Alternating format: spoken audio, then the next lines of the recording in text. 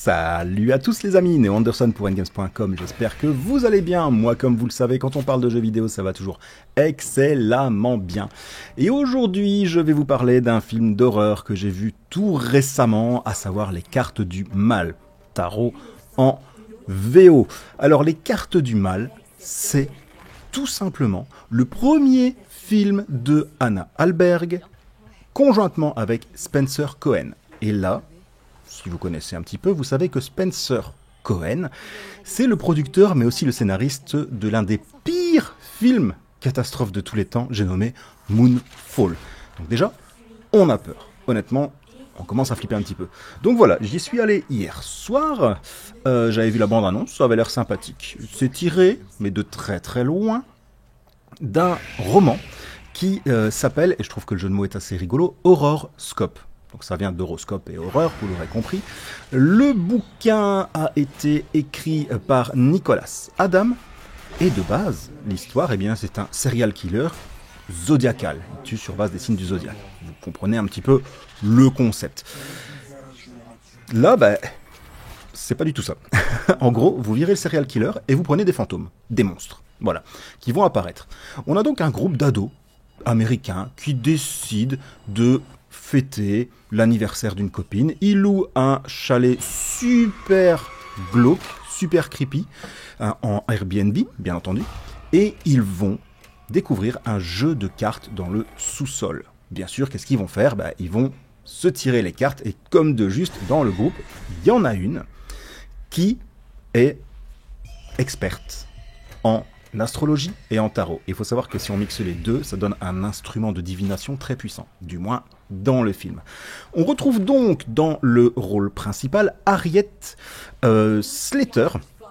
Harriet Slater qui joue le rôle de Hayley, mais qu'on connaît aussi dans le rôle de Sandra Onslow dans la série Pennyworth, la série un petit peu préquelle de Batman, bien entendu, où on suit les aventures d'Alfred Pennyworth. Donc cette chère Harriet, c'est elle qui tire les cartes. Elle est accompagnée de son petit ami, qui est qui est Dane Bradley, qui joue le rôle de Grant. Bon, ça soit. Honnêtement, ne me disait pas grand-chose les acteurs. Il faut savoir que le film a apparemment coûté en dessous de 10 millions de dollars, donc c'est pas non plus un film à gros budget. Mais il y a un acteur qui est connu. C'est Jacob Batalon, qui joue tout simplement le meilleur pote de Tom Holland dans tout le Marvel Cinematic Universe, donc le meilleur pote de Spider-Man, j'ai nommé Ned Leeds. Ici, il joue le rôle de Paxton, et il est dans le même rôle. Voilà, c'est le pote sympa, un peu gauche. Voilà, je trouve ça dommage, parce qu'au final, il reste cantonné vraiment à ce type de personnage, et je trouve ça un peu con. Toujours est-il que les cartes sont tirées, et les cartes se terminent toujours par une 13e carte. Les autres indiquent un petit peu ce qui va vous arriver, et la 13e, c'est la finalité. Sauf que le jeu de cartes est maudit. Voilà, il est maudit, et malheureusement pour nos chers adolescents, la finalité, c'est la mort. Suivant divers facteurs que je ne vais pas vous spoiler ici, mais voilà, chaque carte représente la façon de mourir. Le fou, l'ermite, et ainsi de suite. Donc, honnêtement, au début, j'ai été vraiment saisi, parce que l'ambiance s'installe très vite. On passe pas une demi-heure avec les jeunes dans le chalet en train de faire des amourettes, ce genre de choses. Non, ça démarre très vite, ils tombent très vite sur le jeu de tarot, et c'est parti. Donc ça démarre vraiment comme j'aime. Voilà. Les premières apparitions de fantômes sont flippantes. Bon, alors moi, il faut savoir que je suis pas du tout réactif au jumpscare, parce que j'ai vu tellement de films d'horreur que... Voilà. Mais ma fiancée, Céline, elle est très réactive, et ça a marché du tonnerre. Donc on sursaute énormément. Les premières apparitions de fantômes sont incroyables, parce qu'ils sont vraiment montrés de façon très brève, et ils sont ultra creepy, ultra bien fichus. L'ambiance est très sombre. Donc voilà, la première moitié du film, moi je me suis dit, waouh, quand même là on tient quelque chose de vraiment très très bon.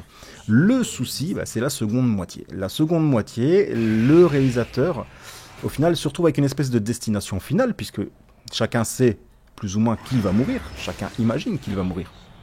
Mais au final, on ne sait pas trop comment, même si on a la carte, même si on a les trucs, il le découvre un peu trop tard. En règle générale, c'est le but de ce genre de film. Mais là, on montre beaucoup trop ces monstres, ces fantômes, et du coup, ils en deviennent moins terrifiants. Je dirais que jusqu'à l'apparition du fou, qui est un truc que j'avais jamais vu dans un film d'horreur. Donc grosso modo, la caméra a cru qu'elle devait se recadrer. Grosso modo, vous avez sa silhouette, vous avez ses jambes qui sont comme ça, vous avez son corps qui est comme ça, et le corps va faire et se retourner sur lui-même. Voilà, un vrai 360, c'est vachement glauque.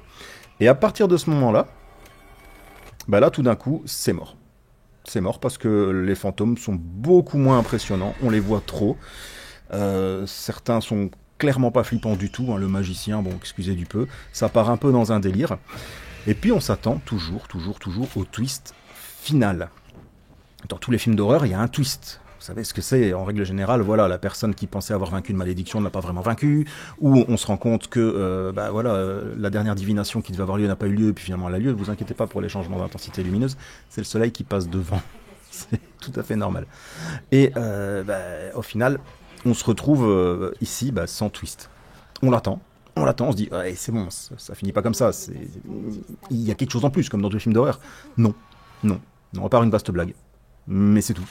Donc c'est vraiment étrange, honnêtement. Donc moi c'est un film pour lequel je mettrais un 3 sur 5. Pour un public adolescent, parce qu'il est PG-13 aux États-Unis, donc grosso modo c'est ciblé ado, ça marchera du tonnerre. Pour les personnes qui aiment les jumpscares, ça va marcher du tonnerre. Pour les personnes qui regardent beaucoup de films d'horreur, ce sera moyen, voire bon, sans plus. Donc la petite liste des points positifs et négatifs de ces cartes du mal. Eh bien, point positif, j'ai bien aimé le petit côté destination finale. Point positif, les premiers monstres sont terrifiants. On a des premiers jumpscares qui marchent vraiment bien.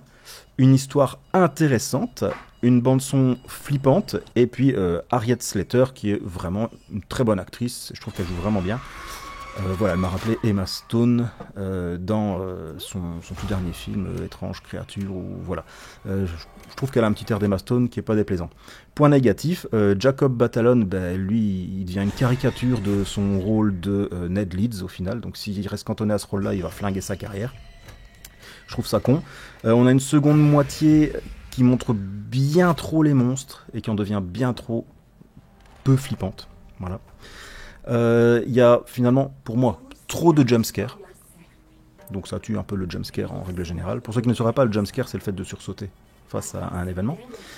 La fin est mitigée, parce que le twist que l'on attend n'a jamais lieu. Et j'ai envie de dire, c'est quoi ce monde tout vide et pas crédible? Parce que durant tout le film, à part 2 flics, on ne voit personne d'autre que les adolescents. Les rues sont désertes, les écoles, les campus sont déserts, les routes sont désertes. Voilà, alors il n'y a peut-être pas assez de budget pour engager des figurants, mais je trouve que ça décrédibilise un petit peu le tout. C'est un peu con. Donc voilà, comme j'ai dit, un 3 sur 5 pour moi, un 3,5 sur 5 pour le public cible. Allez le voir, en ce moment il n'y a pas grand chose d'autre à se mettre sous la dent, Abigail éventuellement, qui est sympathique. Mais voilà, donc un 3 sur 5 pour ma note perso, pour Les Cartes du Mal, le film qui sort en salle actuellement. Et je vous dis à très bientôt sur endgames.com. J'espère que cette critique ciné vous aura plu. Salut à tous, n'oubliez pas de vous abonner, le petit logo NG en bas à droite, vous cliquez dessus et vous vous abonnez à la chaîne, ça me ferait super plaisir. Bye.